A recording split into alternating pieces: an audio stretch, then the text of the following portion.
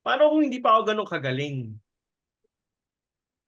'Di ba? Lahat naman, lahat man Paps, hindi naman magaling. And lahat naman hindi pa marunong. And it's really ano parang acceptable, parang ano yun, parang given na yun. Now it's really in the matter of do you accept na hindi ka magaling? Mm, If yes, then the next question, do you accept na willing ka matuto?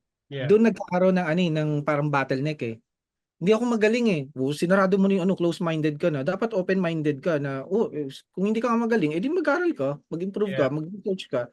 Yeah. So Yun. actually Pero sobrang simple lang din, eh. kahit after PH studs, naghanap pa rin ako ng ibang courses na libre nga lang kasi wala na akong time if bibili pa ako ng ibang courses na nag-aaral pa ako ng email marketing, lead generation, fina-follow yung iba't ibang mga gurus diyan. Ayun. Even Pops Stephen, inaaral ko rin kung paano siya magbagsak ng video. Although hindi naman ako video editor, but marketing side, uy, ang ganda ng pagkakabagsak ni Pops Stephen dito. May pa-push up siya, tapos may ganito, may parang clickbait and stuff like that. So it's really parang kung i-convert yun into words, into email marketing, pare-pareho lang din naman yung style nila eh. So, yun yung parang nakakatuwa lang na ang pangit maging ano, parang sarado.